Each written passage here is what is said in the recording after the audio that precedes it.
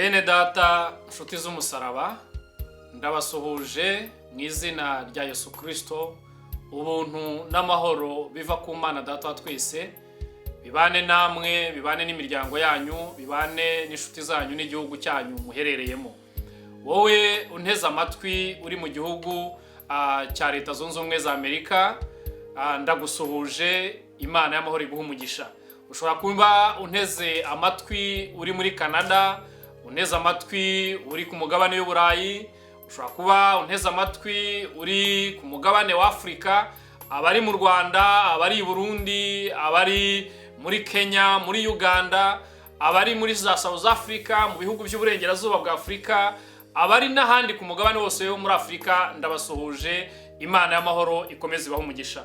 Ushobora kuba unteze amatwi uri muri Australia, ndagusuhuje. Wowe uri muri Sydney, ndagusuhuje. Wowe uri muri Canberra, ndagusuhuje. Wowe uri muri Perth, muri Adelaide, ndagusuhuje. Wowe uri Melbourne, Imana ikomeze iguha umugisha. Ndetse nawe uri muri Aziya, mwese ndabasuhuje, mukomeze mugire ibihe byiza. Mbahaye ikaze rero mu kiganiro twita byukura bagirane. Ni ikiganiro Imana yashyize ku mutima wanjye mu gihe nk'iki ngiki kugira ngo mbashe kubwira abatuye imigabane itandukanye yuko igihe kigeze yo abantu bakabyuka bakarabagirana kuko umucyo wabo uje. Ndaguhaye ikaze rero muri icyo kiganiro, ikiganiro mugezwaho nanjye umukozi w'Imana Bishop Justin, umushumba uyoboye amatorero ya Rehoboth Divine Healing. Imana y'amahoro rero nikomeze ibahe umugisha. Rero mbere yuko tugira icyo tuvuga, munyemerere dufate umwanya muto cyane dusenge Imana. Tuyiragize uyu mwanya tugiye kuganira gato ku ijambo ry'Imana, ndetse kugira ngo Imana ize kubana natwe. Reka dufate uwo mwanya dusenge.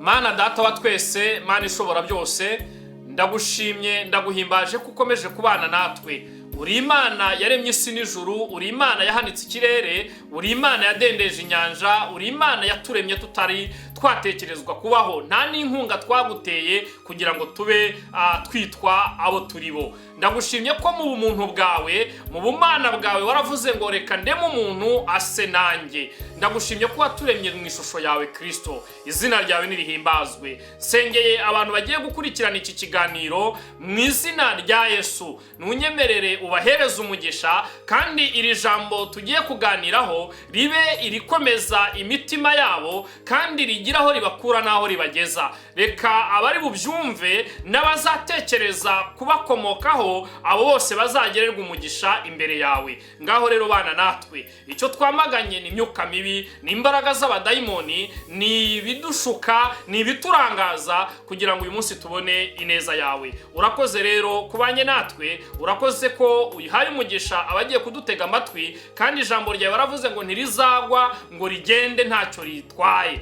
Ngaho rero komeza ubane natwe. Turagushimye ko ugiye kutugirira neza, turagushimye ko ugiye kuturengera. Mu izina rya Yesu Kristo dusenze twizeye, amen.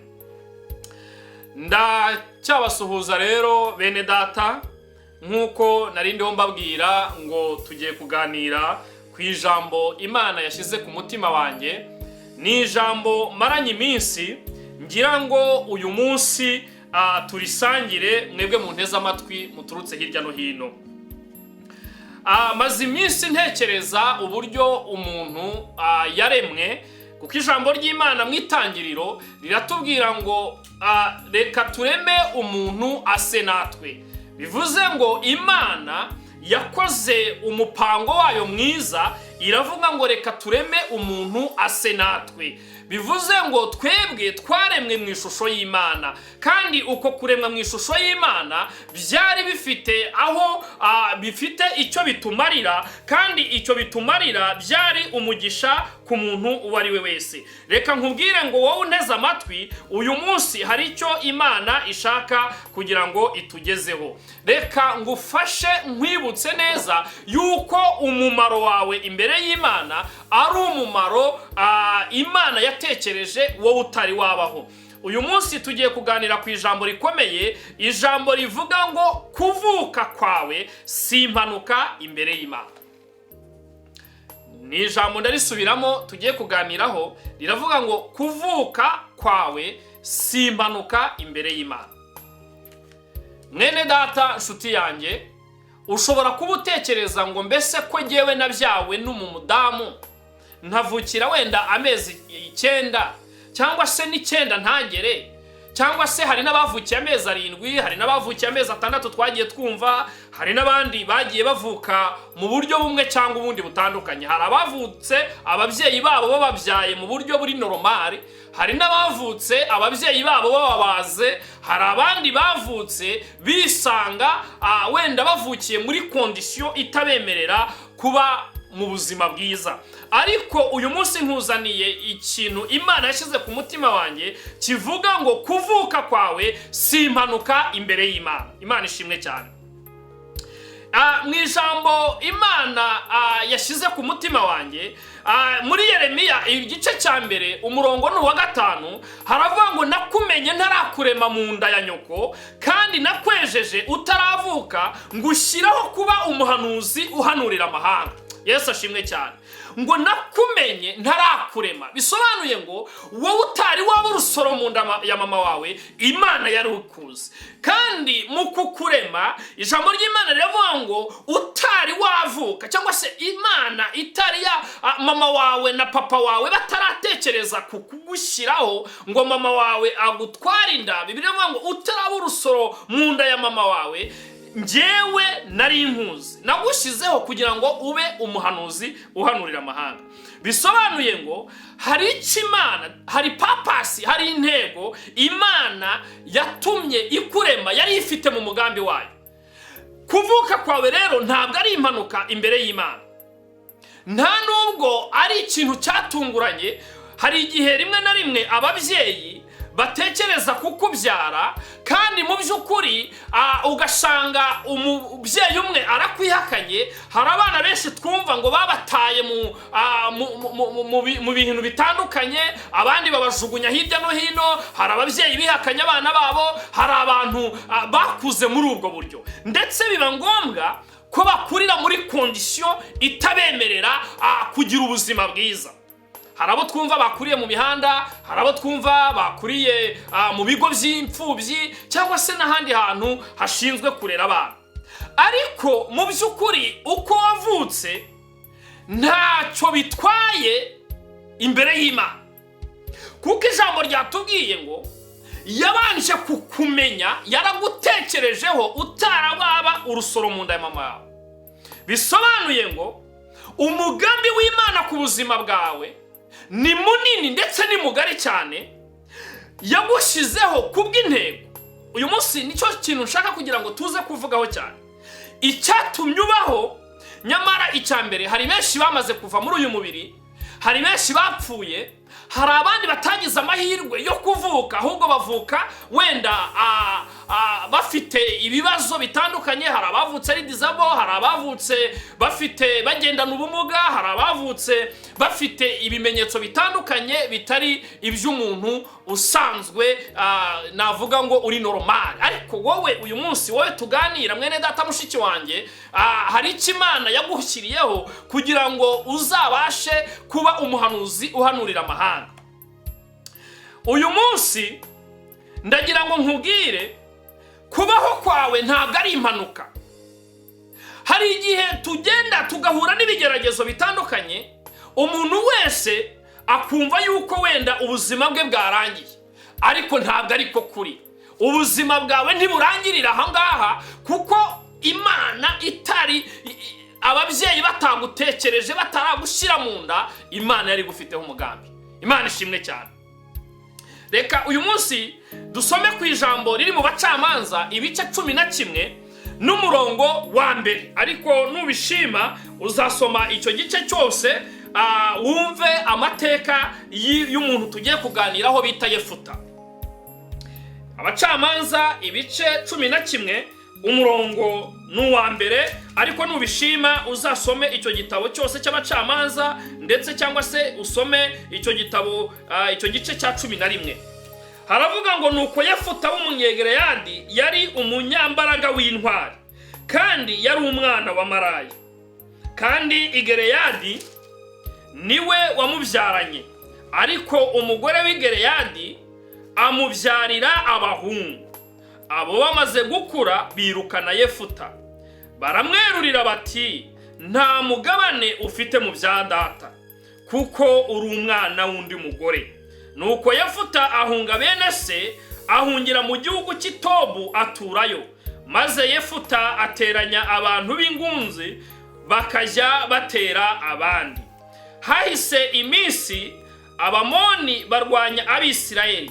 Nuko Abamoni bakibarwanya, bakuru b'i Gileyadi batuma kuri Yefuta ngo acukuke ave mu gihugu cy'i Tobu. Baramubwira bati ngwino ubu umugaba wacu tubone uko turwana n'Abamoni. Yesu ashimwe cyane. Wenda sinshatse gusoma ngo nkomeze n'umurongo wa 7 nze kurangiza icyo gice kubera ko umwanya dufite mutoya cyane, ariko ndagira ngo nkubwire uyu mugabo bita Yefuta, amakuru ye wenda ushobora kuba uyazi cyangwa se uzi ibintu bitandukanye ku buzima bwa Yefuta. Mbere yuko mvuga kuri Yefuta, ni igihe Abisirayeli bari, iyo usomye mu Itangiriro, Kuva, Abalewi, Gutegeka kwa 2, ni ibitabo byanditswe na Mose. Noneho ngo igihe Mose yari amaze gupfa, mu Gutegeka kwa 2 igice kirangiza, ngo nuko ngo Imana itoranya Yosuwa. Yosuwa aba umuntu ugomba kuyobora Abisirayeli bagakomeza urugendo. Noneho igihe kigeze, Yosuwa nawe aza gutanga. Noneho mu gutanga biba ngombwa yuko ngo Abisirayeli bakora ibyaha byinshi. Noneho ngo bagomera Uwiteka. Imana ibona ko bidakwiriye, ikomeza guhamagara abandi bantu b'abacamanza kugira ngo bakomeze kuyobora Abisirayeli. Imana ihamagara Gideyoni, iramubwira ngo Gideyoni, marayika ngasanga ari hasekura ingano, aramubwira ngo Gideyoni we, igihe kirageze yuko uhaguruka ukajya gukiza abana ba Isirayeli amaboko y'Abamidiyani. Gideyoni avuga ijambo rikomeye, aravuga ngo nkanjye ndi muntu ki? Haleluya! Ngo nkanjye ndi muntu ki umuhererezi ku muryango wo kwa Yowasi. Ariko marayika abwira Gideyoni, aramubwira ngo yewe Gideyoni, genda uko imbaraga zawe zingana. Haleluya! Ndagira ngo nkubwire, Imana ijya kurema Gideyoni yari yamuremye ifite impamvu. Nubwo we yibwiraga ko ari umuhererezi mu muryango w'iwabo, ariko Imana yari imufite mu mugambi yuko azabasha gukiza Abisirayeli, akabakiza amaboko y'Abamidiyani. Izina ry'Imana rishimwe cyane. Ndagira ngo nkubwire ngo Gideyoni yarahagurutse ajya gukiza amaboko y'Abamidiyani, yakiza Abisirayeli. Igihe kiza gukomeza rero, Gideyoni abyara abahungu 70, abyara n'undi bita Abimeleki. Abimeleki igihe kigeze, Gideyoni amaze kwitaba Imana, nuko Abimeleki ashaka kugira ngo azaze kwiyita umwami cyangwa se yigira umwami. Ngo biba ngombwa ko yica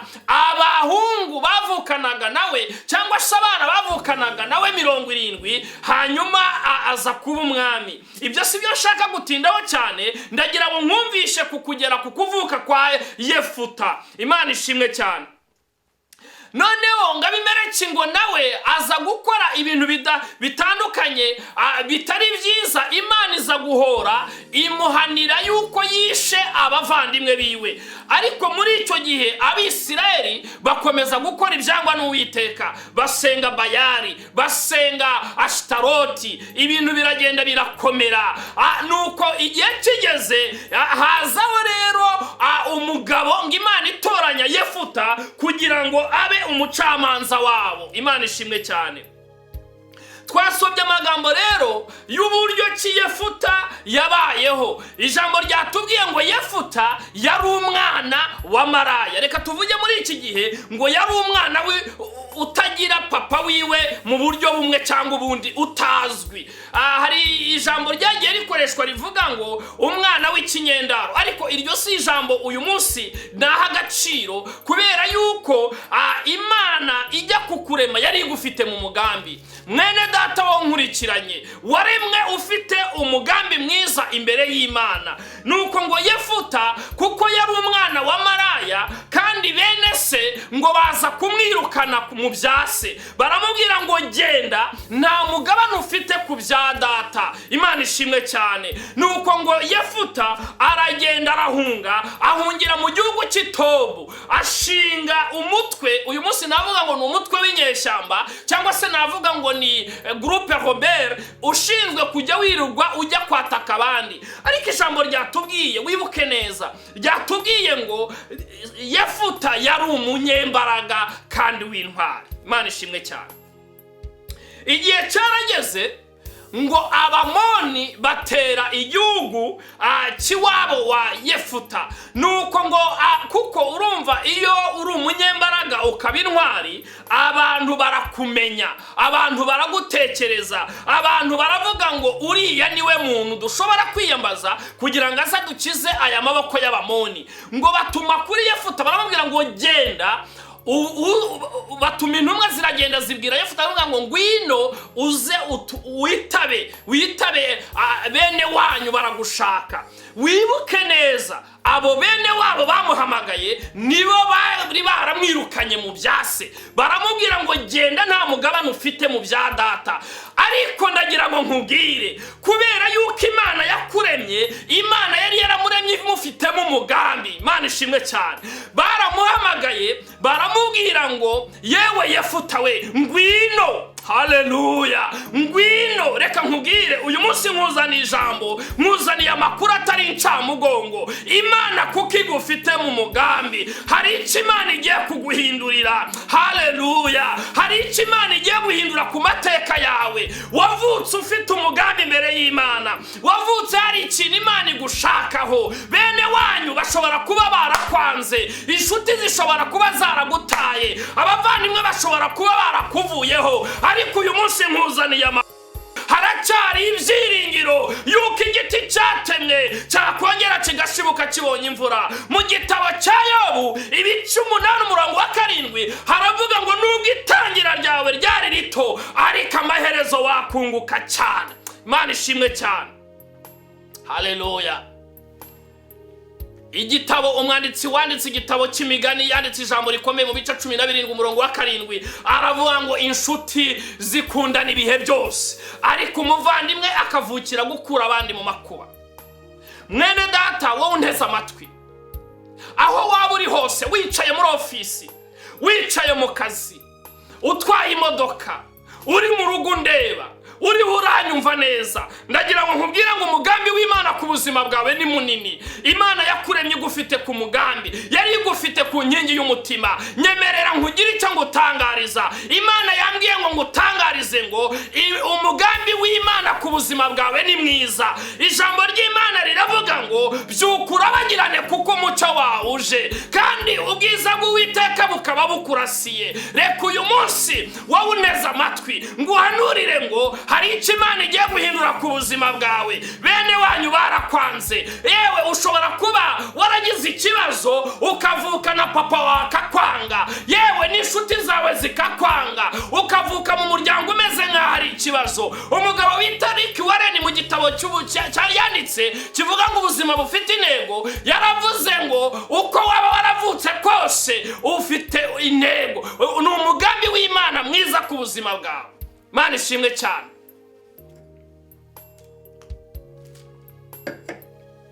Reka nkubwire mwene data, uyu munsi imivukire yawe nta kitwaye imbere y'Imana.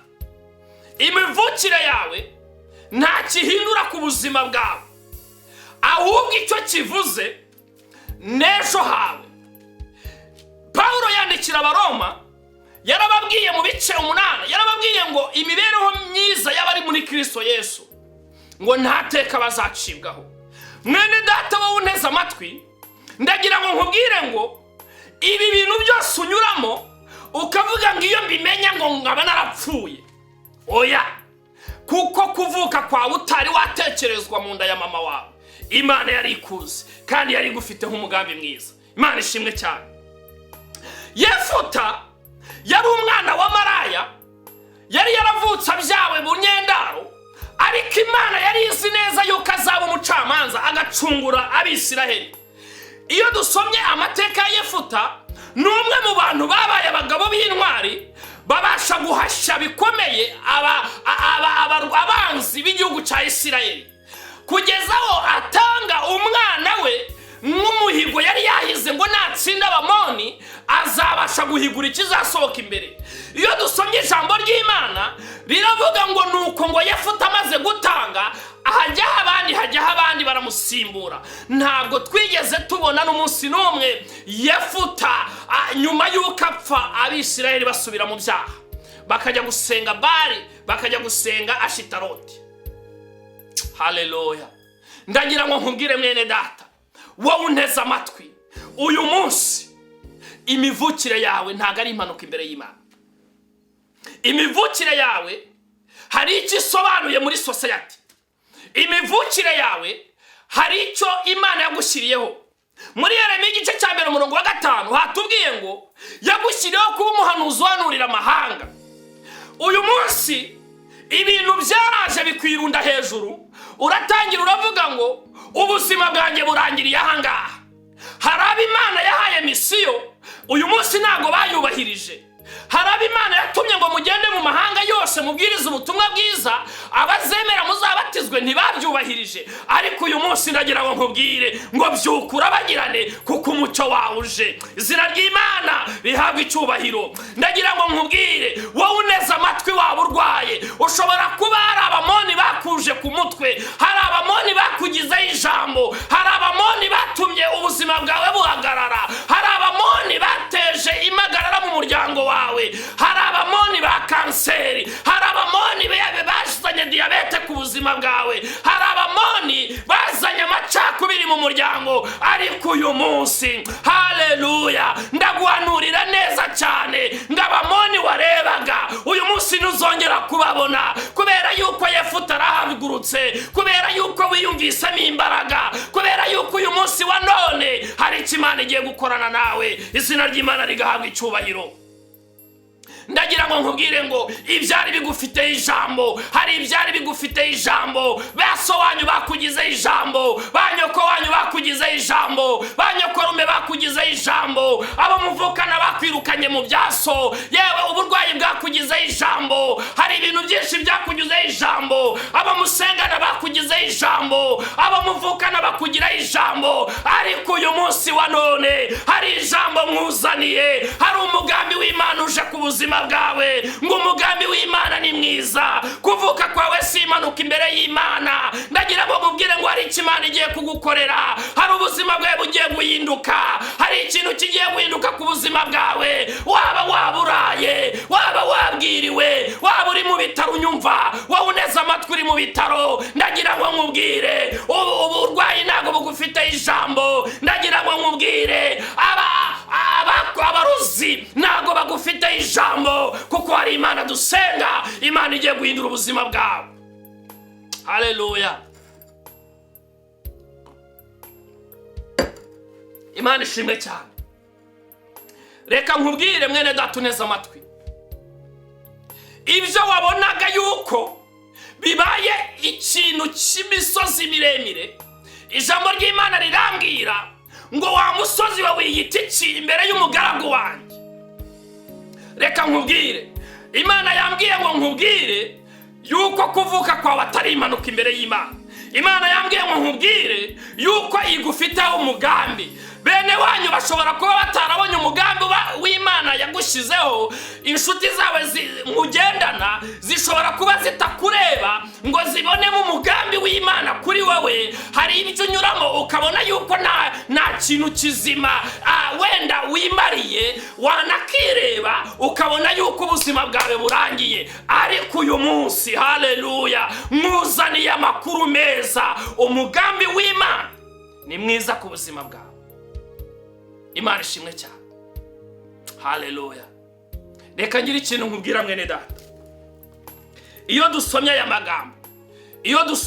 aya magambo turiho turiga, dusanga Yefuta yari umuntu w'intwari. Kandi kuba intwari biraharanirwa. ntago ari bya bindi Abisirayeli bageze ku nyanja itukura ngo bareba inyuma, bareba impande babona ngo ni imisozi, inyuma hari ingabo za Farawo. Ikintu cyahise kiza mu ntekerezo zabo ako kanya ngo nuko haje icyo bita imva. Reka tubare ibintu nuvuga ngo bahise babona finiro mu buzima bwabo, bahise babona yuko bapfuye birangiye. Nuko ngo batakambira Mose, baramubwira ngo Mose we kuki watuzanye ngo dupfira hanga? Mose nawe atakambira iyo mwijoro aravuga ngo Mana ngirira neza. Imana ibaza Mose aramubwira ngo ni iki kiguteye ubwoba? Bwira Abisirayeli bakomeza urugendo.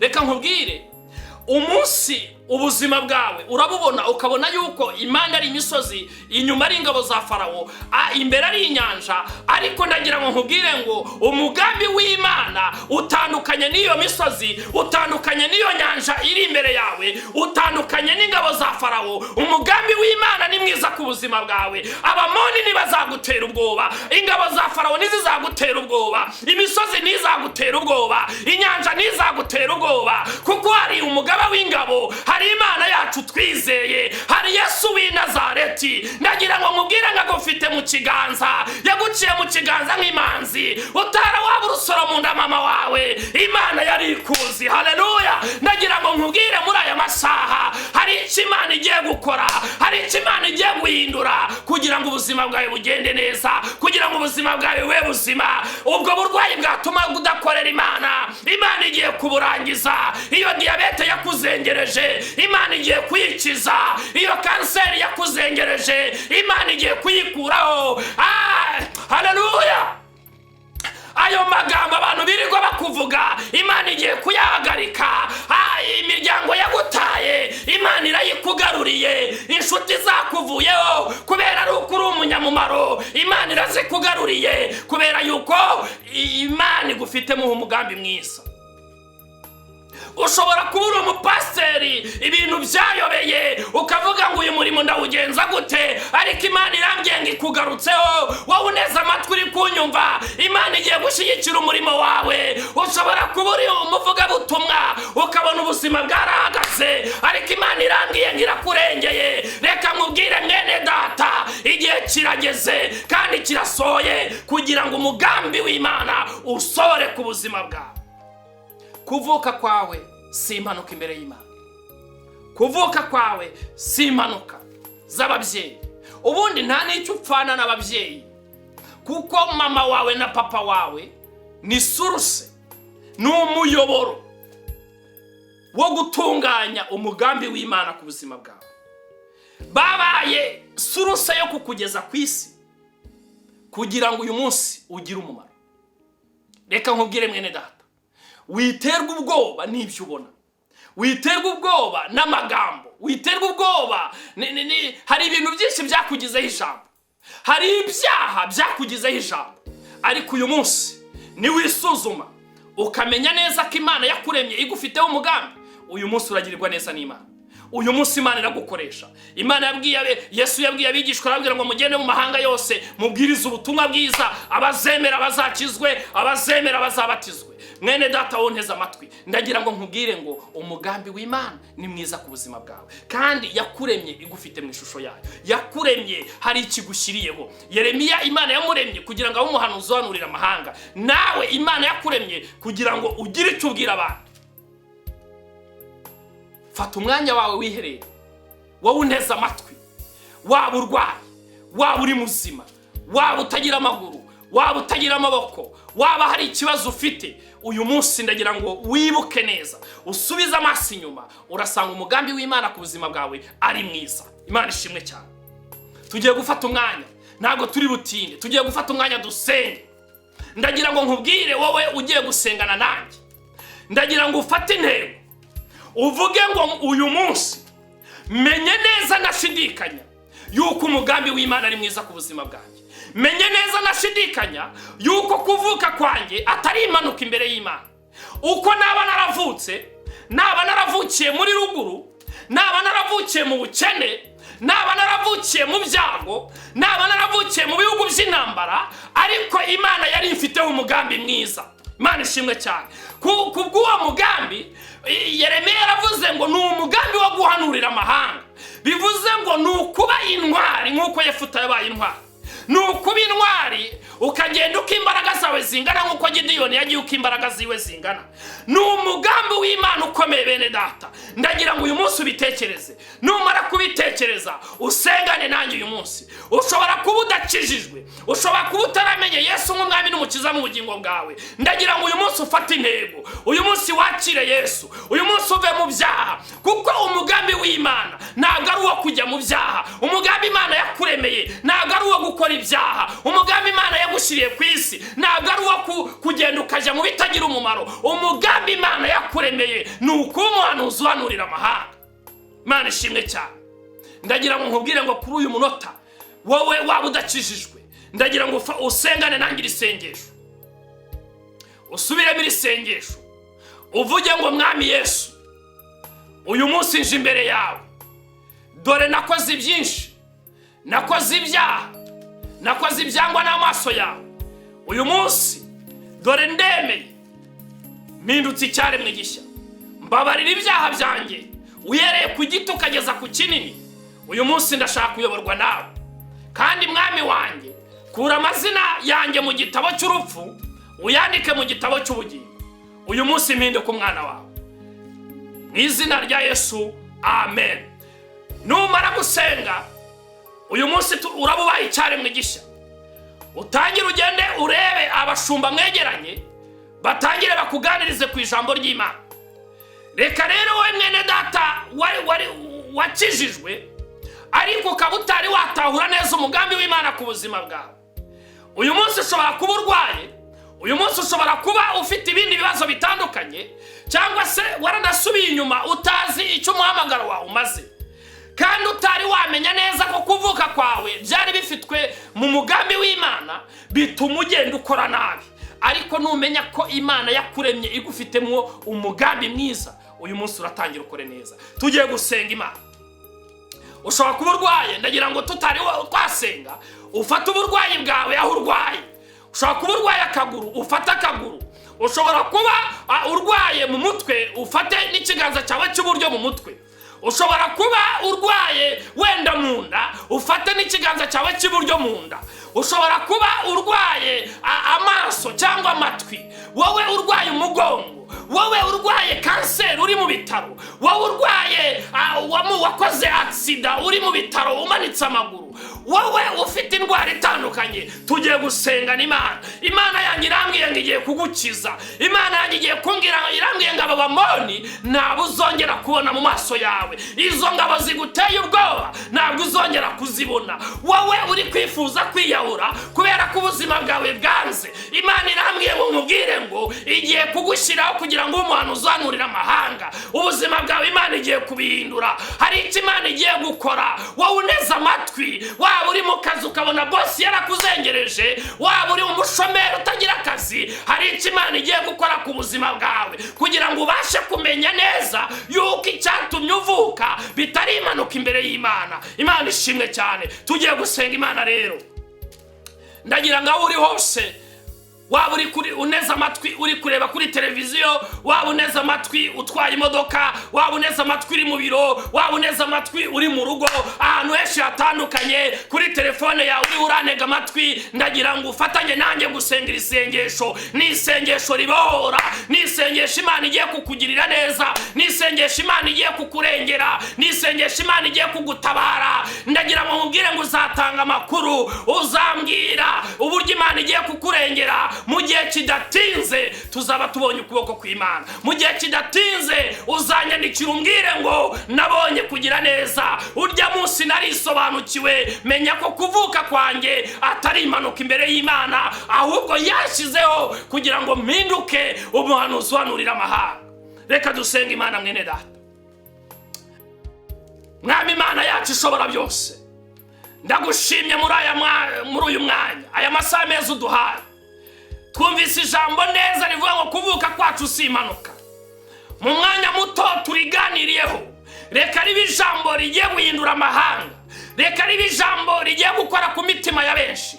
Hari abafite ikibazo cy'uburwayi, ndasenze wowe urwaye kanseri, ndagusengeye wowe urwaye indwara z'ibyorezo, ndagusengeye mu izina rya Yesu, ndagusengeye wowe urwaye diyabete, ndagusengeye wowe urwaye ubumuga, umugongo wanze gukira, umutwe wanze gukira, ndategetse abo badayimoni ngo bahunge. Akira gukira, akira gukira. Wowe byayobeye, wabuze akazi, waradepoje hirya no hino, akazi karabuze, ndakwaturiye akazi keza. Wowe urugo runaniye, dore wabuze urubyaro, mwaturiye urubyaro, dore wowe intonganya ni nyinshi, ndanzana amahoro mu rugo rwawe, abana bawe mbaturiye agakiza mu izina rya Yesu. Reka ugirirwe neza n'Imana. Wowe mushumba w'amatorero, dore ubona ibintu byacanze, ndagusengeye nonaha kugira ngo amavuta y'Imana kubeho, ubuntu bw'Imana bukomeho, kandi ubutumwa bwiza bwamamare hose.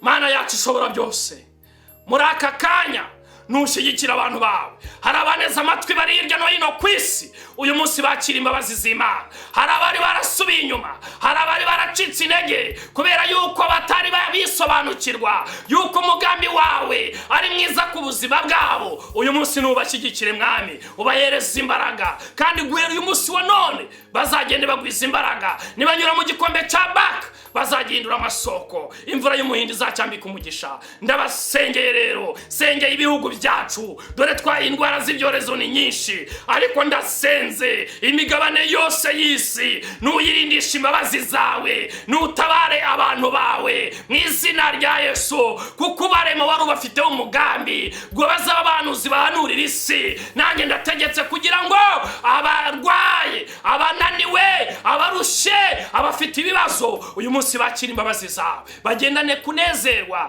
bazi neza yuko kuvuka kwabo atari impanuka imbere yawe. Ngaho urakoze Kristo. Dusabiye umugisha umuntu wese wagerageje kudutega amatwi, dusabiye umugisha umuntu wese wagerageje kutwumva, ndetse n'umuntu wese uzabisangiza bagenzi be akababwira neza yuko kuvuka kwabo atari impanuka imbere y'Imana. Uzamuha umugisha Kristo. Urakoze kubanye natwe, urakoze kutugiriye neza, urakoze kuduhaye umugisha. Mu izina rya Yesu Kristo dusenze twizeye, amen. Ndabashimiye rero mwe mwari munteze amatwi. Reka mbabwire ngo Imana y'amahoro ibaha umugisha, kandi Imana y'amahoro ikomeze ibagirire neza.